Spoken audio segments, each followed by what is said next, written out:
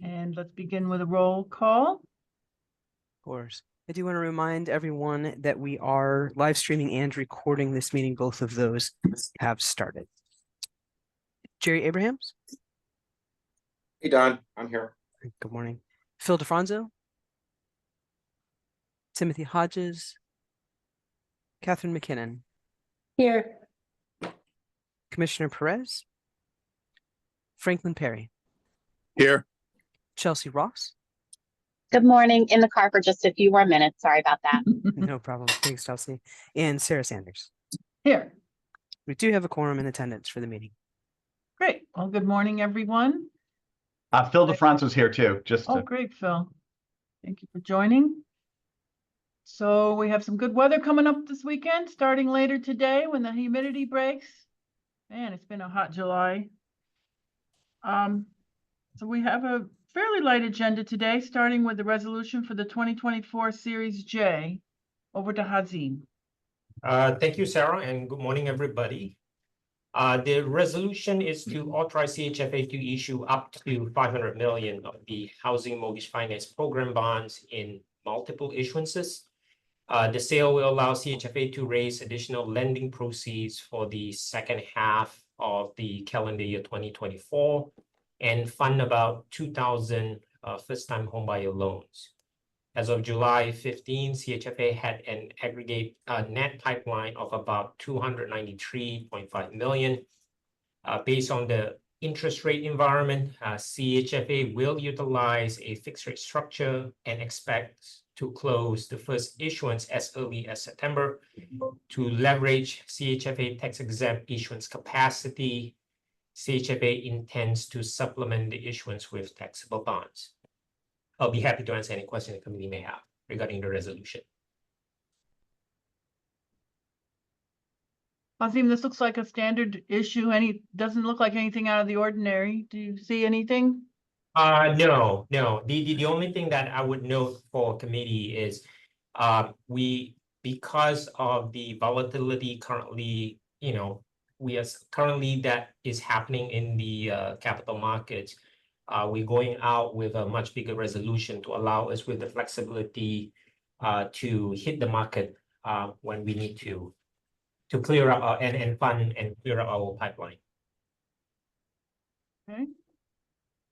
Azim, who's going to be the book runner?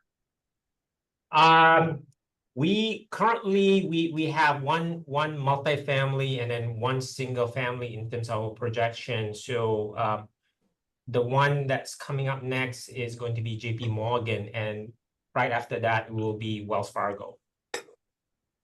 Okay, and you're just going in a rotational order, right? Yes.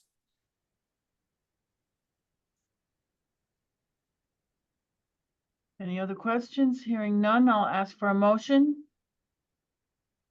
I'll move, Sherry. Thank you. Second. Second, Franklin. Any further discussion? We'll ask for a verbal vote. All in favor, say aye. Aye. Aye. Aye. Any opposed? Any abstaining? The motion passes. Thank you. Next item is the financial reports from Allison Murphy. Good morning. Before you are the June financial reports. On the revenue side, mortgage loan and investment interest revenue are coming in 10.9 million above budget through June and 16.9 million higher than last year. The year-over-year revenue variances continue to be driven by the increase in interest rates on the authority's short-term investments. On the revenue side, on the expense side, bond interest expense is 4.3 million above budget through June and 14.4 million higher than last year. A big driver of that is the fact that our outstanding bonds as of the end of June were a little over 500 million higher than the same time last year. Servicer fees are 4.8 million above budget through the end of June and 4.5 million higher than last year. The increase in single-family production is driving this variance. Administrative expenses are coming in 3.5 million below budget and 253,000 higher than last year. When you exclude salaries and benefits of 15.2 million, the current year expenses are 351,000 lower than last year. And lastly, the change in net position is above target by 7.5 million through the end of June. Are there any questions?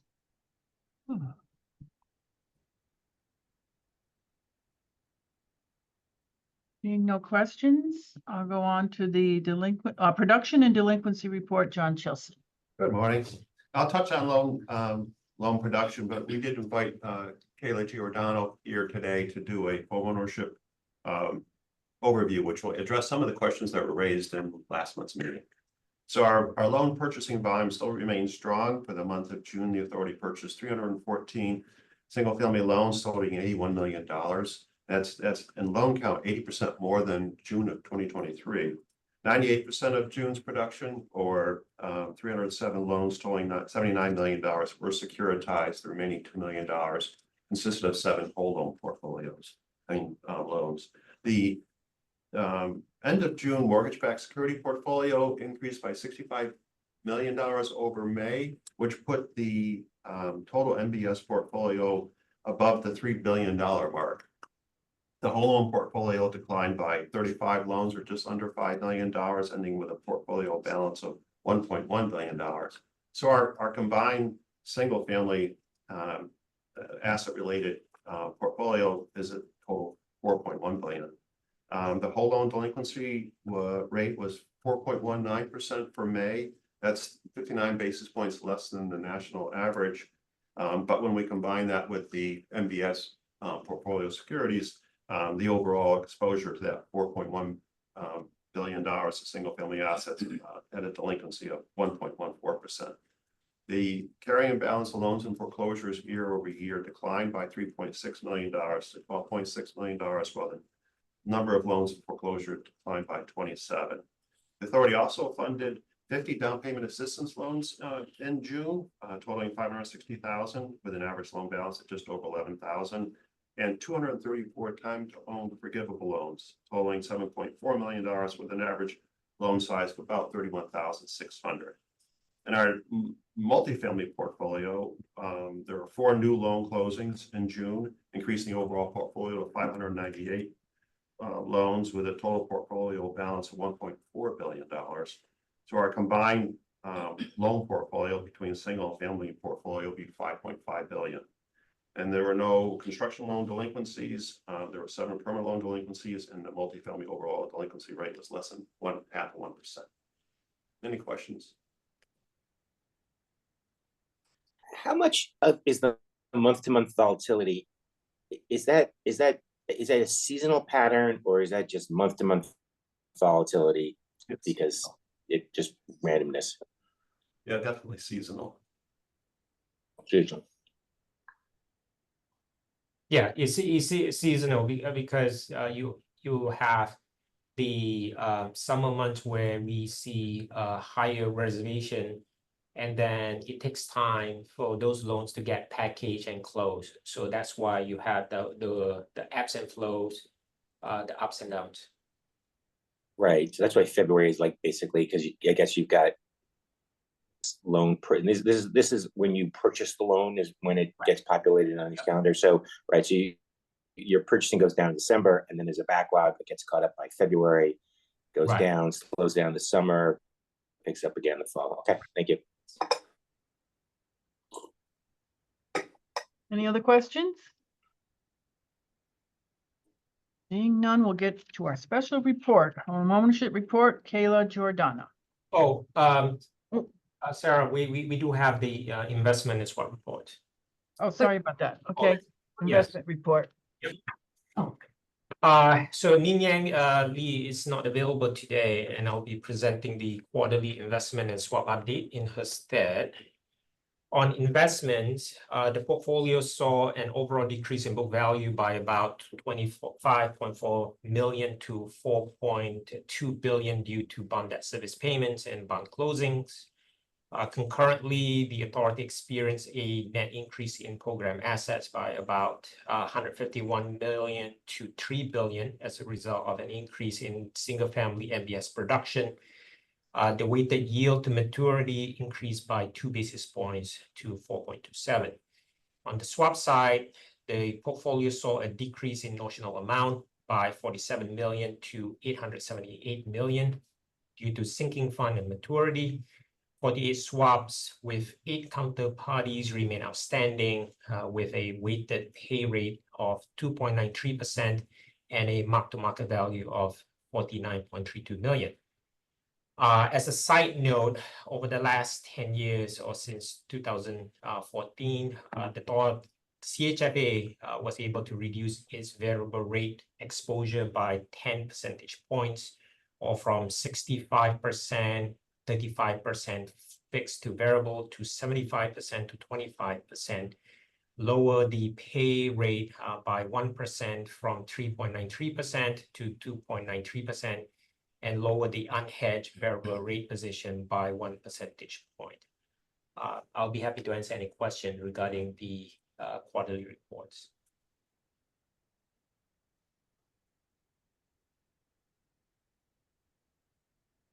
Any questions?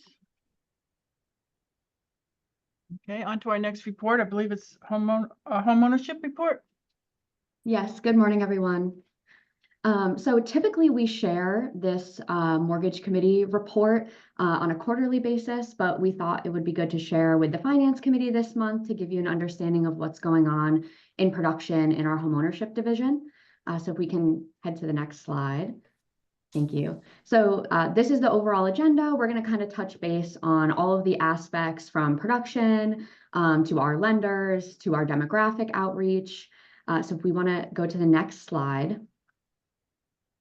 So this chart here shows you our overall reservation activity. And to Jerry's question earlier about the seasonality, I think this chart sort of reflects that on a more point in time basis, because this is reservation activity and not that time delay for purchases. So you can see here the up and down in this chart that reflects the general seasonality of home buying. So much less home buying activity going on in the fall and winter months, and then surges during the spring and summer seasons. Reservations really picked up in the second quarter of this year, in line with that seasonality, but we also saw the highest number of reservations in the second quarter of 2024 that we've seen over the last 10 plus years. So we had over 2,000 reservations come through in the second quarter. And that's really being driven by a couple of factors. The first being our time to own program. We're seeing that the time to own program reservations, about 40% of all reservations are requesting to use time to own.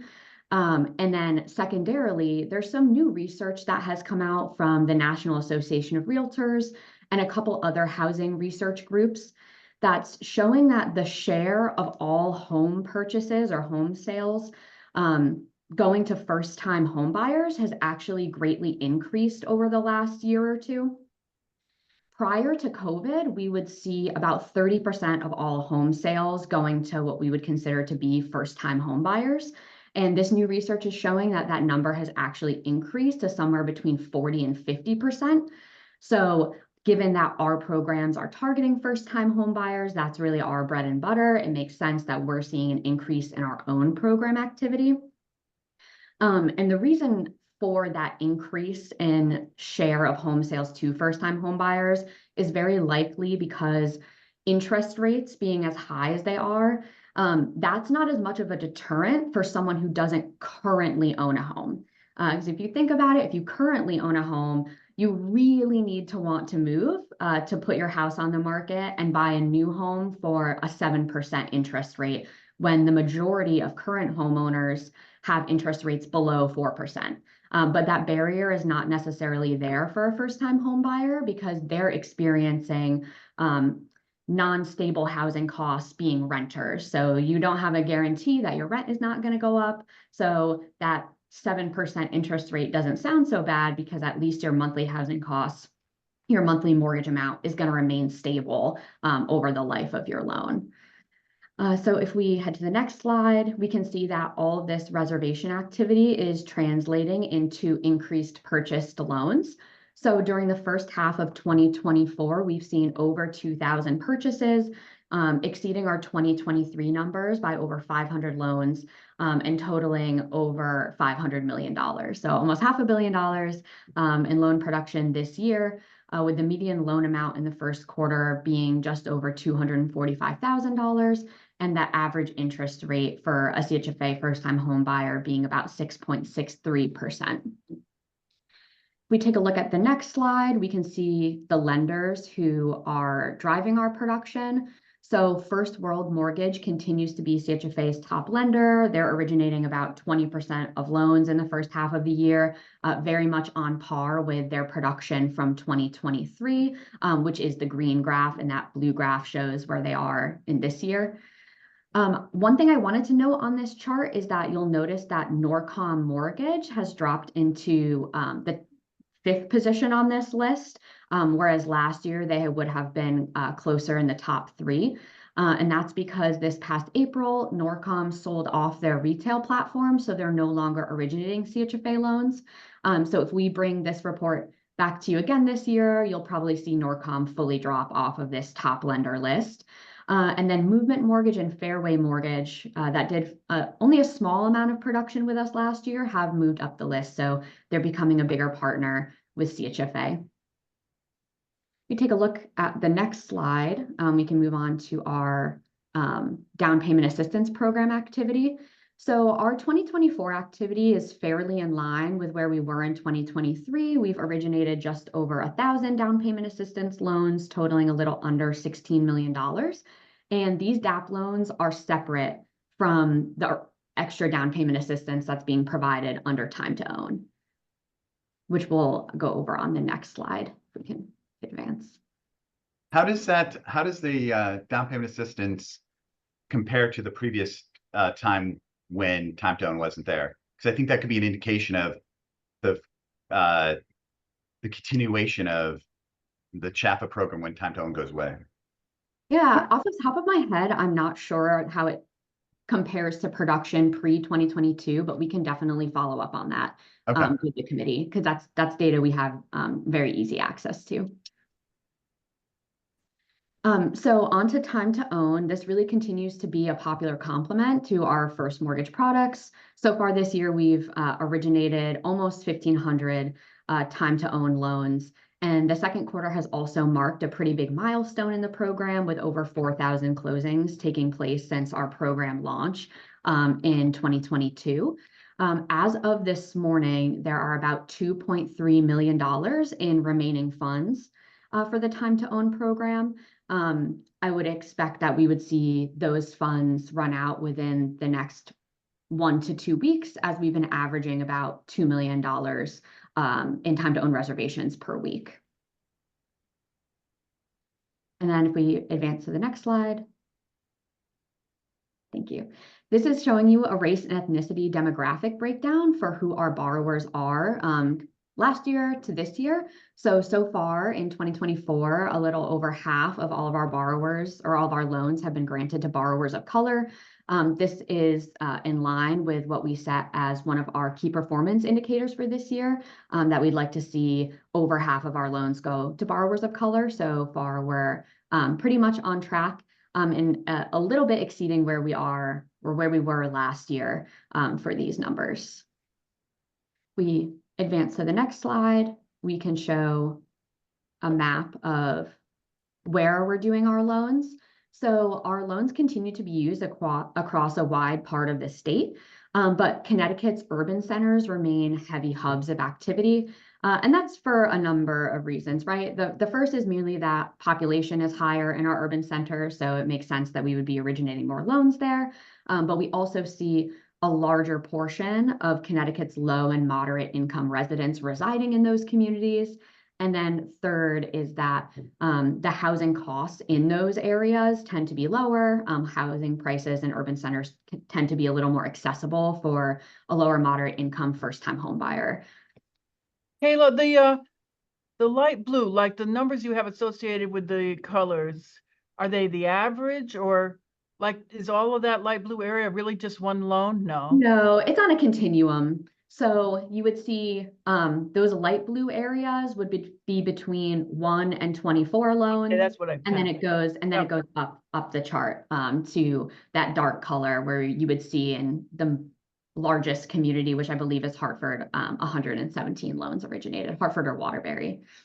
And what percentage of those in Hartford of the 117 would be first-time home buyers versus people who are not first-time home buyers? So off the top of Because- my head, I'm not sure, but we absolutely can get that Okay. information. It's something that we track in our loan origination system. Because you're correct in those urban centers or qualified census tracts that have been, or the targeted census tracts that have been designated as areas that could benefit from increased home ownership. We do drop that first-time home buyer requirement, so anyone can buy there. So we can certainly follow up with the committee on that. And also on the dollar, is there a unit size? Is there a dollar size associated with it, not just a unit size? Yeah, we can absolutely, like, you mean the price of the home? Well, like if you're doing 15 million and 117 Oh, units, so the okay. average loan size is 150,000. What does that compare to when you're doing 24 units in Avon and the average price is 400,000? Yeah. Are we hitting the right people, not just from a unit perspective, but also from a dollar amount? I think the We vast can majority, absolutely follow up on that as well.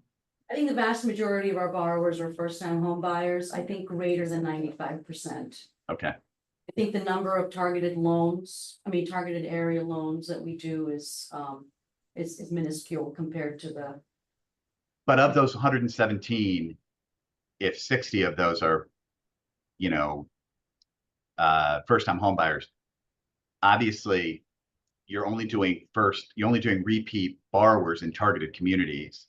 I'm just curious what the percentage of repeat borrowers are in those targeted communities, meaning like that looks a little bit skewed to me because it's like, yeah, 95% are first-time home buyers, but I want to focus more in the targeted communities.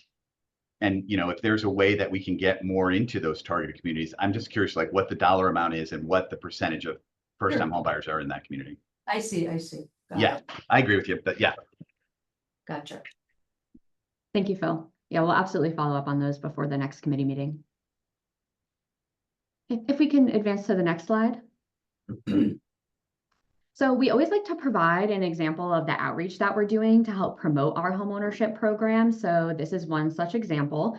June is homeownership month. So back in June, we partnered with Urban League of Southern Connecticut, as well as Total Mortgage Services, to provide a homebuyer seminar in Stamford. This was a really well attended in-person event with over 50 people in attendance. And that is a really large turnout for an evening event, especially post-COVID, when so many people are used to Zoom seminars or online events. So we were really pleased to see that turnout and really pleased with the opportunity to partner with a lender and also a community organization to help promote the first-time homeownership and expand our presence in Fairfield County. And with that, if there are any other questions, I'd be happy to answer them. I have a couple questions. Along the shoreline, where I own some property, there's talk about investors are buying up a lot of properties. And do you track that? And could that, maybe they're backing away from the market, cause the increase in the first-time home buyers participation or percentage of new sales? Sure. So I work in our research department, and that is something that we take a look at on occasion. I'm not sure if we've updated our numbers on investors this year, but as of last year, the last time we took a look, Connecticut does not seem to have a much higher portion of investors than like our surrounding states.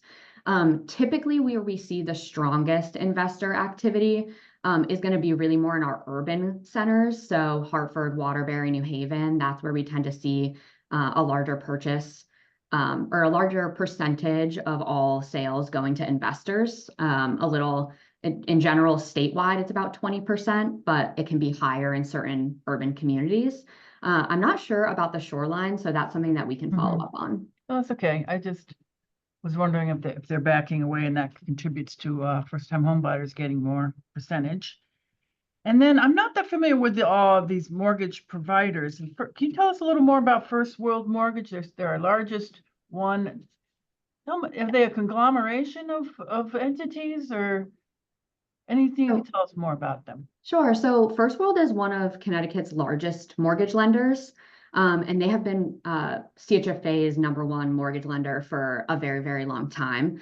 They're very active in Hartford County in particular, which if we can scroll back up to that map, you'll see that we do a lot of business in the Hartford County region, probably because First World is so active there and they are one of our top lenders. And I'm not sure, I think I saw Lisa join if there was anything that she wanted to add or anyone else in the room that wanted to add about First World. Are they a national firm or a New England firm or a Connecticut firm or? I'm not sure. Does They're anyone- independent. They're independent. They're located in Connecticut, and they're not one of the top in the state. They're a top CHFA lender, but as far as volume goes, Total Movement, Total is the largest independent mortgage company in the state, the largest purchase lender in the state. But to Kayla's point, their headquarters is in Fairfield County, so they're more likely to do. There are less opportunities for them. I have another question. What is the effect? Something that confuses me about time to own is high opportunity areas are not targeted communities. Which I understand that time to own is there to help people with affordability, but it's always hard for me to explain that to somebody, like, why am I getting $50,000 of zero interest, zero payment into Avon versus into Hartford? And I wonder, does that have an effect like on the, if you strip away time to own, do you see more affordability? Is it less than the 80% AMI? Is there a greater, how do we separate out time to own versus non-time to own? Because if you're targeting, and I mean, I live in Avon, so I'm not trying to criticize Avon. So I'm not trying to bash Avon, but it's like, I just wonder, I can try to answer that. So there's really two different policy objectives for affordable homeownership. Yes. Okay, so the first one is it's the kind of what you're talking about in urban areas, in the urban communities, increasing affordable homeownership. And that is achieved through identifying what are called targeted areas or census tracts where there's higher than normal or higher than average poverty levels, where maybe the community needs to be revitalized through increasing homeownership activities. The other policy goal, and they can seem like they're at odds with each other, but in some ways they're sort of two coins or two sides to the same coin. The other is to provide for greater affordable homeownership in areas that are typically closed off because of the cost, because of the unavailability of housing supply in areas that have traditionally been viewed as desirable from an employment perspective, from a infrastructure and transit and, other types of opportunities for life may exist in suburban or, other higher opportunity communities. And so, so the first is, and so they may seem like they're at odds with each other, Phil, but actually they're complementary. Now, the time to own represents sort of the state's policy goals of trying to create affordable homeownership in areas that have traditionally been out of reach for first-time home buyers. And so you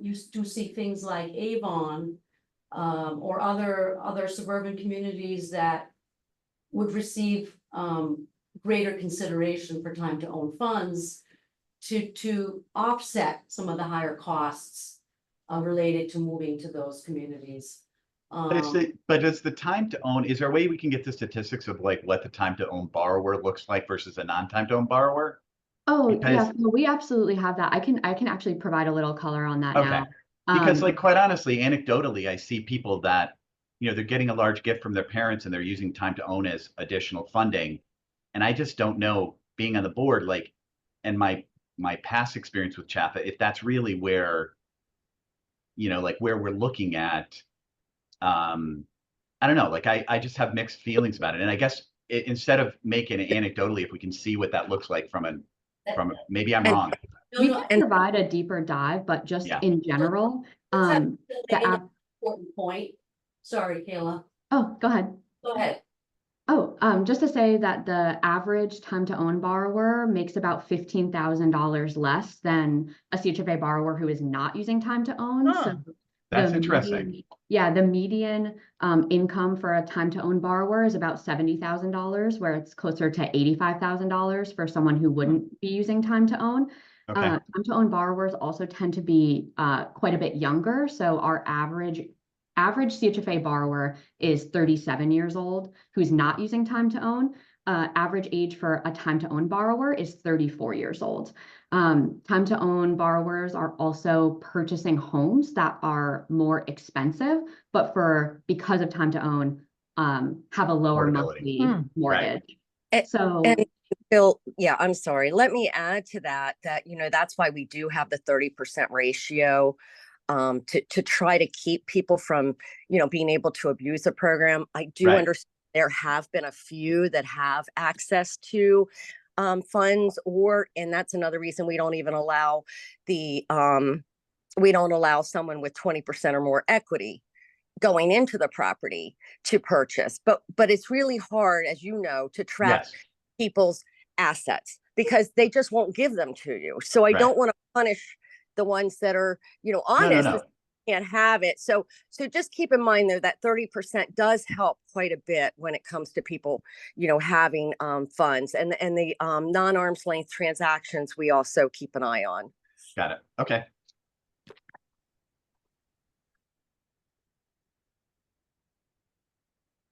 any other questions? Well, I want to say this was very interesting. I think it's important for the Finance Committee to see this information because it underlines the financial results that we're seeing. And I don't know if we're giving it to both the Mortgage Committee and the Finance Committee, maybe it should just be a board presentation. But at any rate, it's very beneficial, and I appreciate it because I don't see this type of information normally. Any other comments on this? We'd be happy to provide it to the board every quarter if that's. Yeah, well. Interesting. I didn't realize. So it's kind of like you said that it's the highest in 10 years, right? That's Yeah, the highest number of reservations in the last 10 years. That's So amazing. we're seeing a lot of strong program activity. what if you went back 20 years? Is it the highest in history or is it just? I'd have to touch base, John, maybe you and I can take a look because I know at least the database that Research Marketing and Outreach maintains goes back to just 2012. So, but I'm sure that finance has numbers all the way back. So maybe we can follow up on that for next quarter. We did have a couple of months earlier this year where we did break the 20-year record Wow. between 99 to 2002. It wasn't a consistent month after month, but there were 2 or 3 months. You can see that also in the production and delinquency package. There's the 12-month trend line. Yep. A few months that really spike. Right. Excuse me. And then Sarah, just keep in mind too, as you go further back, it was a different CHFA where we did not have the ability to finance first-time home buyer on a continuous basis. If you remember the story about people had to, you know, line up Yes. in the office, and then we had a lottery to award and to identify who we purchased the loan from. Hmm. Kayla, can you repeat? I missed, I think you had said as of this morning, there's 2.3 million remaining and funding will run out. Are there any concerns about implications and timeline of funds that we should be aware I'll of? let Hazim or Lisa take that one. Yeah, Lisa probably should answer that. Because we do allow lenders to reserve loans, and then to the extent that someone's eligible, they can add time to own, which is what happened the last time that we had run out of funds that hadn't been allocated yet by the State Bond Commission. So at the moment, I think we're expecting that the next meeting will be in September, but Yeah. some variability with respect to the schedule. So yeah, that is a concern, but I think we've managed around that previously. Okay. Any other questions? Thank you, Kayla. This is an interesting report. Great, thank you very much. Our last item is approval of the minutes of the June 27th meeting. May I have a motion? I'll make a motion, Kathy. Second? May I have a second? Second. Thank you, Franklin. No problem. And let's see, all in favor, say aye. Aye. Any opposed or abstaining? The minutes are approved. Any other matters to discuss or items for future meetings? I had kind of a random thought when I was looking at the bond sale resolution, Hazim. I know we approved a new resolution for CHFA, Oh, you mean the new indenture? new indenture. Yes. Yes. Have we used it yet? Are we No, gonna use it? We're working on something right now, and if it comes to fruition, we're definitely going to report back. Okay. Yeah. Just curious, I haven't heard about it lately, and these seem to be Yeah, the standard. There's nothing to report, that's the reason. Okay, At least we're in the position of having the vehicle ready to go and then having to find the right deal as opposed to being in the opposite predicament. I know when you first proposed it, I thought it might be your new vehicle, but you had explained at that time, no, it would be used opportunistically from time to time, so. Okay, any other questions? Then I ask for a vote to adjourn. All in favor? Aye. Aye. Aye. Very good. Thank you very much, everyone. Thank you. Thank you, Thanks. Cece. You. She's gonna. Months, you know that, right?